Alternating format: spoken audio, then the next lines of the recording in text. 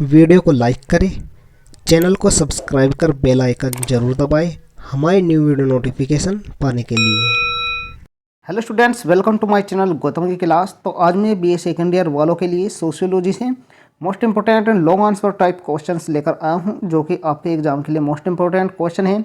सभी क्वेश्चंस आपके subject Indian society issues and problems से हैं। तो बने रहिए वीडियो के अंत तक। और वीडियो में आगे बढ़ने से पहले यदि आप हमारे चैनल पर नहीं हो तो सब्सक्राइब जरूर करें, जिससे आपको हमारी आने वाली न्यू वीडियो नोटिफिकेशन समय पर मिल सके। तो आइए बिना टाइम वेस्ट के वीडियो को स्टार्ट करते हैं।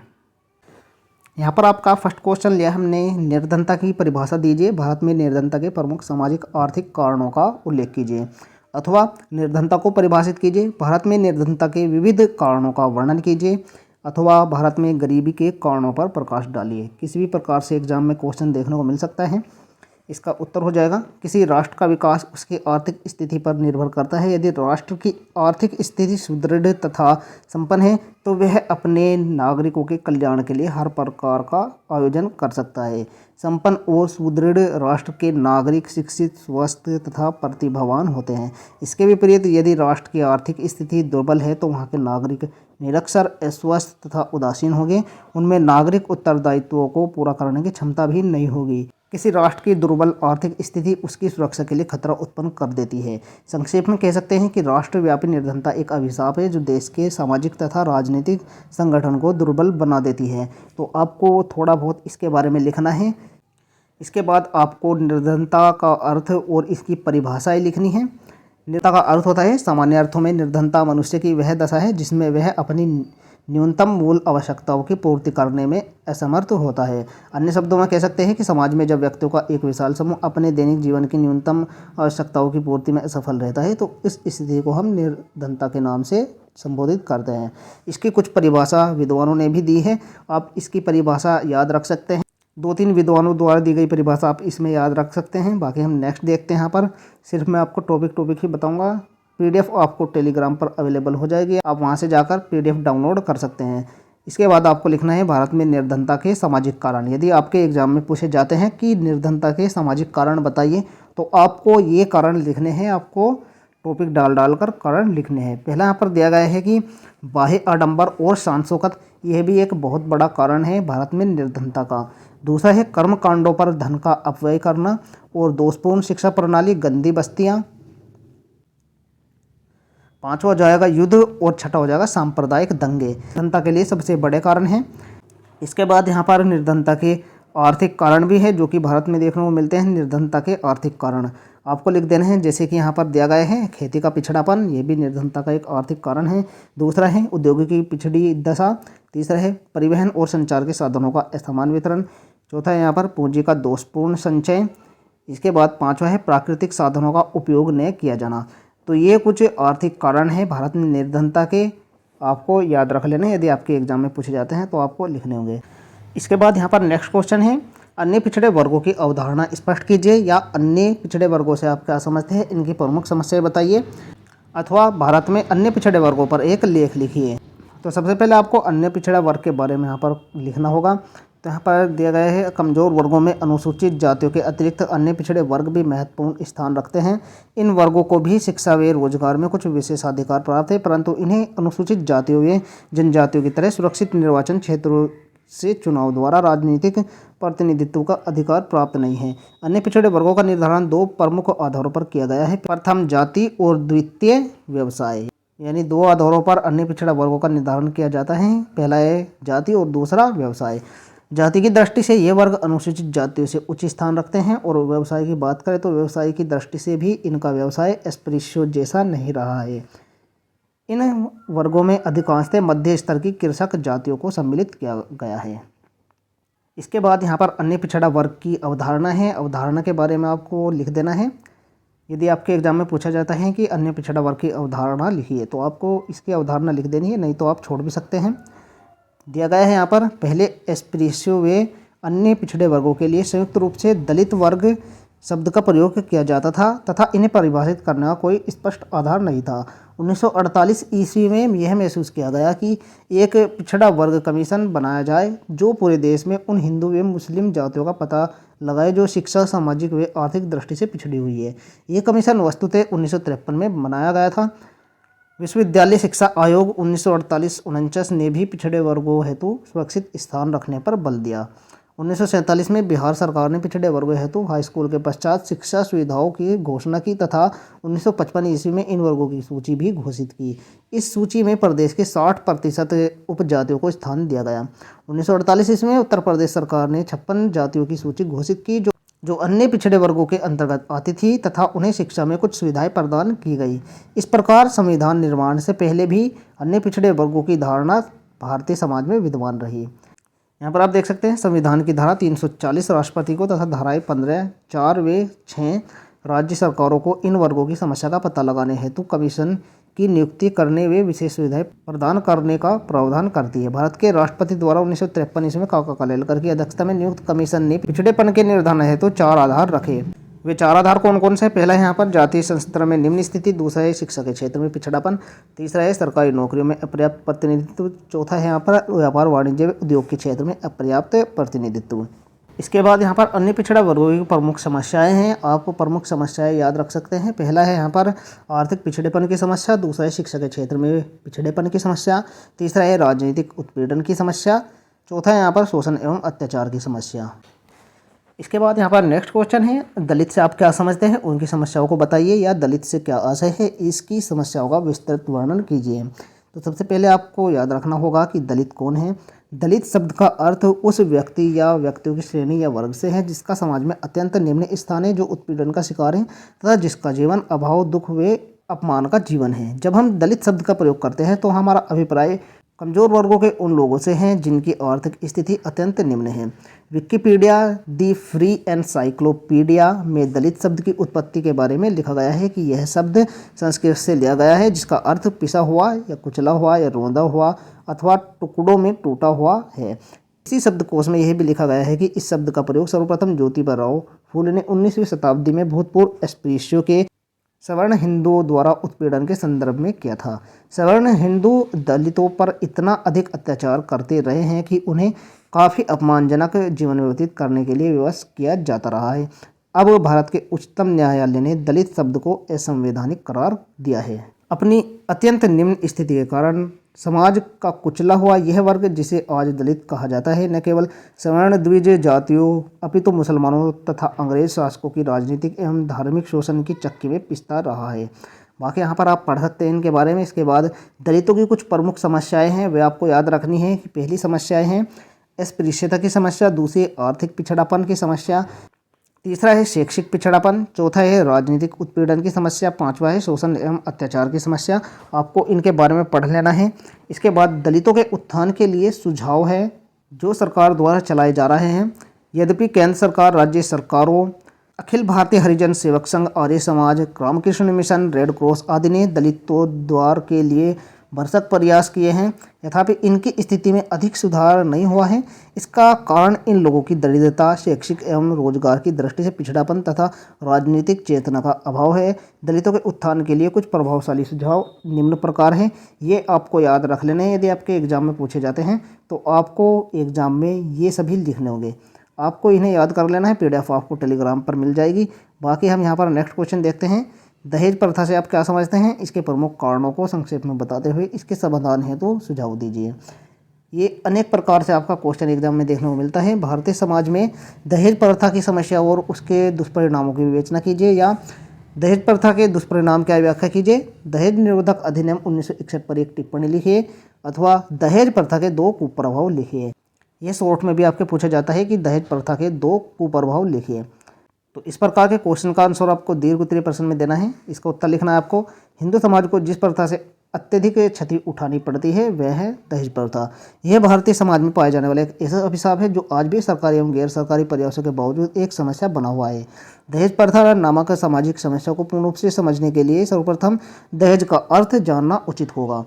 यहाँ पर दहेज का अर्थ एवं परिभाषा लिखी गई है। सामान्यतः दहेज वह धन या उपकार है जिसे कन्या के माता पिता व संबंधी विवाह के समय वर पक्ष को देते हैं। इसकी परिभाषा विद्वानों ने दी है, आपको परिभाषा याद रख लेनी है। इसके बाद दहेज प्रथा के कुछ प्रमुख कारण हैं जो कि यहाँ पर दिए गए हैं, आपको याद रख लेने हैं। पहला है सामाजिक कुप्रथा, दूसरा है सामाजिक मूल्यों की मान्यता, तीसरा है सामाजिक स्थिति का प्रदर्शन, चौथा है अनुलोम विवाह प्रथा, पांचवा है परंपराएं, छठा है लड़कियों के विवाह की अनिवार्यता। आपको इनके बारे में पढ़ लेना है। इसके बाद दहेज प्रथा की प्रमुख हानि व दुष्परिणाम है। पहला है यहाँ पर आत्महत्या, दूसरा है पारिवारिक संघर्ष, तीसरा है निम्न जीवन स्तर, चौथा है कन्याओं का अविवाहित रहना, पांचवा है बेमेल विवाह, छठा है वैवाहिक संघर्ष, सातवां है अनैतिकता, आठवां है दुखी वैवाहिक जीवन, नौवां है शारीरिक व मानसिक बीमारियां, दसवां है स्त्रियों की प्रगति में बाधा। तो इन सभी परिणामों को आपको याद रख लेना है। इनमें से जितने आपके याद होते हैं वे आपको याद रख लेना है। इसके बाद दहेज प्रथा की समाप्ति हेतु कुछ सुझाव दिए गए हैं, आपको इन्हें याद रख लेना है। जैसे अंतर्जातीय विवाह को प्रोत्साहन, स्त्रियों की प्रगति के लिए अधिक से अधिक प्रयास, और लड़की और लड़का दोनों को ही आत्मनिर्भर बनाना, जीवन साथी का स्वतंत्र चुनाव करना। बाकी यहाँ पर दिए गए हैं, जितने आपसे याद होते हैं आप याद रख सकते हैं। इसके बाद दहेज निरोधक अधिनियम 1961 के बारे में यहाँ पर लिखा गया है। यदि आपके एग्जाम में पूछा जाता है तो आपको यहाँ पर लिखना होगा। यह नियम क्या है, आपको इसे पढ़ लेना है। दहेज प्रथा के विरुद्ध भारत सरकार ने 1961 में इस अधिनियम को बनाया था, जिसके अनुसार दहेज के मांगने वाले माता पिता या अन्य संबंधियों को 6 महीने का कारावास और 500 रुपये दंड देने की व्यवस्था की गई है, किंतु कुछ कमियों के कारण यह असफल ही रहा है। 1984 ईस्वी में दहेज निरोधक संशोधन कानून पारित किया गया तथा जुर्माने की राशि 10,000 रुपये तथा कारावास की अवधि 2 वर्ष कर दी गई। पुनः 1986 ईस्वी में संशोधन द्वारा यह राशि 15,000 रुपये कर दी गई है तथा कारावास की अवधि 5 वर्ष हो गई है। साथ ही इसे गैर जमानती अपराध भी बना दिया गया है। जिसकी जमानत नहीं होती उसे गैर जमानती कहा जाता है, परंतु इससे दहेज के कारण होने वाले अत्याचार किसी भी रूप में कम नहीं हुए हैं। अतः दहेज निरोधक अधिनियम की ओर अधिक सशक्त बनाने एवं साथ ही कठोरता से लागू करने की आवश्यकता है। बाकी आप यहाँ पर पढ़ सकते हैं। इसके बाद हम यहाँ पर नेक्स्ट क्वेश्चन देखते हैं। पर्यावरण प्रदूषण से आपका क्या अभिप्राय है, इसके प्रमुख कारण बताइए। अथवा पर्यावरणीय प्रदूषण को परिभाषित कीजिए तथा इसके प्रमुख कारण एवं प्रभाव बताइए। अथवा पर्यावरणीय प्रदूषण से आप क्या समझते हैं, इसके सामाजिक आर्थिक परिणामों का वर्णन कीजिए। अथवा पर्यावरण प्रदूषण क्या है, मनुष्य के जीवन पर पर्यावरण प्रदूषण के प्रभावों की विवेचना कीजिए। तो इसके बारे में सबसे पहले आपको लिखना है कि पर्यावरण प्रदूषण है क्या, प्रदूषण क्या होता है, इसके बारे में आपको लिखना है। पर्यावरण के विभिन्न घटकों में मानवीय क्रियाकलापों से जो असंतुलन आता रहा है वही प्रदूषण कहलाता है। तो आप इस प्रकार से लिख सकते हैं। इसके बाद आपको लिखना है कि पर्यावरणीय प्रदूषण का अर्थ एवं परिभाषा क्या है। तो पर्यावरणीय प्रदूषण का अर्थ समझने के लिए सबसे पहले पर्यावरण के अर्थ को समझ लेना अनिवार्य होता है। पर्यावरण को अंग्रेजी में एनवायरनमेंट कहा जाता है। पर्यावरण शब्द 2 शब्दों से बना है, परि प्लस आवरण। परि का अर्थ होता है चारों ओर से, आवरण का मतलब होता है ढके या घेरे हुए। अन्य शब्दों में कह सकते हैं पर्यावरण शब्द का अर्थ वे वस्तु है जो हमसे अलग होने पर भी हमें चारों ओर से ढके हुए या घेरे रहती है। प्रदूषण का अर्थ है पर्यावरण के किसी एक घटक या संपूर्ण पर्यावरण में होने वाला ऐसा परिवर्तन है जो मानव व अन्य प्राणियों पर प्रतिकूल प्रभाव डालता है। जब पर्यावरण में होने वाले परिवर्तन मानव तथा उसके सजीवों व निर्जीवों को हानि पहुंचाने की स्थिति में पहुंच जाते हैं तो उसे हम प्रदूषण कहते हैं। इसको कुछ विद्वानों ने भी परिभाषित किया है, इनकी परिभाषा आप याद रख सकते हैं। इसके बाद पर्यावरणीय प्रदूषण के प्रमुख कारण हैं। इसके अंतर्गत पहला कारण हो जाता है कार्बन डाइऑक्साइड की बढ़ती मात्रा, दूसरा है घरेलू अपमार्जकों का प्रयोग, तीसरा है वाहित मल का नदियों में गिराया जाना, चौथा है उद्योगों से अपशिष्ट रासायनिक पदार्थों का निकास, पांचवा है स्वतः चलित निर्वातक, छठा है रेडियोधर्मी पदार्थ, सातवां है कीटाणुनाशक एवं अपतृण नाशक पदार्थ। ये कुछ प्रमुख कारण हैं पर्यावरण प्रदूषण के। इसके बाद पर्यावरण प्रदूषण के सामाजिक प्रभाव अथवा प्रदूषण के दुष्परिणाम हैं, कुछ आपको याद रख लेना है। पहला यहाँ पर जीवन प्रक्रम पर प्रभाव, दूसरा है रोगों में वृद्धि, तीसरा है अपंगता में वृद्धि, चौथा है सामाजिक आर्थिक समस्याओं में वृद्धि। तो आपको ये सभी परिणाम याद रख लेना है। इसके बाद पर्यावरण प्रदूषण के आर्थिक प्रभाव भी है, इसके बारे में आपको पढ़ लेना है। आर्थिक प्रभाव क्या क्या है इसके बारे में भी आपको पढ़ लेना है। इसके बाद हम नेक्स्ट क्वेश्चन देखते हैं। यहाँ पर अपराध को परिभाषित कीजिए तथा इसके सामाजिक आर्थिक कारण स्पष्ट कीजिए। अथवा अपराध से क्या आशय है, इसके सामाजिक आर्थिक कारणों का वर्णन कीजिए। अपराध सामाजिक विघटन का कारण एवं परिणाम दोनों ही है। यदि समाज में अपराधों की दर बढ़ती जाए तो समाज में विघटन की प्रक्रिया तीव्र हो जाती है। यदि समाज विघटित हो जाए तो उस समाज में अपराधों की संख्या भी स्वाभाविक रूप से बढ़ जाती है। अब प्रश्न उठता है कि अपराध क्या है। प्रत्येक समाज एवं राष्ट्र में व्यवस्था तथा शांति बनाए रखने के लिए कानून एवं प्रशासन की व्यवस्था होती है। इसके लिए राष्ट्र एवं प्रशासन द्वारा कुछ नियम या कानून बनाए जाते हैं। किसी भी निर्धारित कानून का उल्लंघन करना अपराध है। इस प्रकार अपराध वह कार्य है जो कानून द्वारा निषिद्ध है। अपराध भी अनेक प्रकार के होते हैं तथा प्रत्येक अपराध के लिए भिन्न भिन्न दंड की व्यवस्था होती है। इसके बाद टॉपिक आ जाता है अपराध की अवधारणा। इसकी परिभाषाएं कुछ विद्वानों ने दी है, आपको कुछ विद्वानों की परिभाषा भी याद रख लेनी है कि किस विद्वान ने कौन सी परिभाषा दी है अपराध की। इसके बाद अपराध के सामाजिक कारण हैं, जैसे कि यहाँ पर पहले दिया गया है सामाजिक विघटन, दूसरा है व्यक्तिवाद, तीसरा है सांस्कृतिक संघर्ष, चौथा है सामाजिक प्रतियोगिता, पांचवा है सामाजिक धारणाओं और मूल्यों में संघर्ष, छठा है पारिवारिक कारण। तो ये कुछ कारण है अपराध के कुछ पारिवारिक कारण दिए गए यहाँ पर, आपको पढ़ लेना है इन्हें।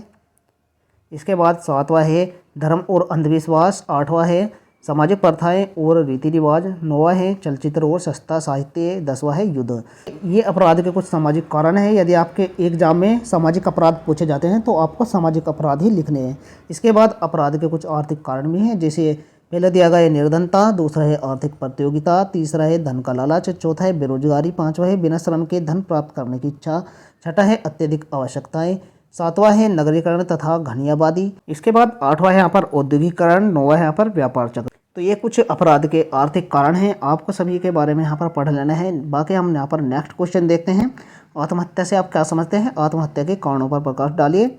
अथवा आत्महत्या स्वेच्छापूर्ण और जानबूझकर की जाने वाली आत्महनन की क्रिया है, स्पष्ट कीजिए। अथवा आत्महत्या क्या है? आत्महत्या के विभिन्न सिद्धांत लिखिए। इसी प्रकार से आपके एग्जाम में क्वेश्चन देखने को मिल सकता है। आत्महत्या व्यक्ति के विघटन का सबसे बुरा परिणाम है, जिसमें व्यक्ति स्वयं अपनी आत्मा का हनन कर लेता है। इसे व्यक्ति के विघटन का अंतिम परिणाम भी माना जाता है। जब व्यक्ति स्वयं अपनी किसी सकारात्मक या नकारात्मक क्रिया द्वारा अपनी जीवन लीला समाप्त कर देता है तो उसे ही आत्महत्या कहा जाता है। यह एक अत्यंत नाजुक और व्यक्तिगत मामला माना जाता है। आत्महत्या करने वाले व्यक्ति के मन में जीवन के प्रति असीम स्नेह की भावना घृणा की भावना में बदल जाती है। भारतीय समाज में पाई जाने वाली विभिन्न समस्याओं में आज आत्महत्या का प्रमुख स्थान है, क्योंकि इसकी दर में निरंतर वृद्धि हो रही है। समाजशास्त्र में आत्महत्या के बारे में दुर्खीम द्वारा प्रतिपादित सिद्धांत अत्यंत लोकप्रिय माना जाता है। इसके बाद यहाँ पर आत्महत्या का अर्थ एवं परिभाषा दी गई है। आत्महत्या का अर्थ तो आप जानते ही होंगे कि आत्महत्या का अर्थ होता है व्यक्ति द्वारा स्वयं अपना जीवन समाप्त कर देना। इसके बाद कुछ विद्वानों द्वारा इसकी परिभाषा भी दी गई है, आपको यह परिभाषा याद रख लेनी है। यहाँ पर आत्महत्या के कुछ मूल तत्व भी दिए गए हैं, आपको इन्हें याद कर लेना है। जैसे कि यहाँ पर पहले दिया गया है आत्महत्या एक ऐच्छिक प्रयास है, अर्थात इसमें आत्महत्या करने वाला व्यक्ति स्वयं ऐसा करने का इच्छुक होता है।